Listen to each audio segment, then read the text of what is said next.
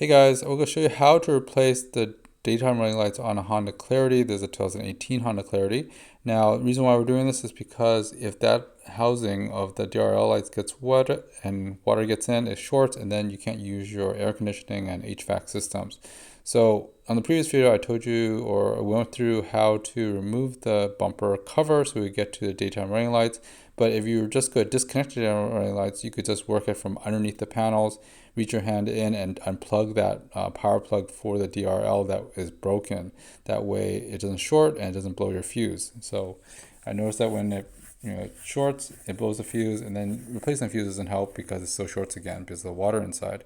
Now, here is the daytime running light. In the back, there's the plug, as well as all these screws that hold this thing together. So you have to remove all those screws in order to get the daytime running light off, so you can replace it with a new one. I ordered mine directly from Honda, and of course it fits perfectly. So there's a new one already, so it's pretty cool in terms of that. And yeah, that's really about it. It's just a lot of tedious work of removing all those little nylon little plugs and tabs and stuff.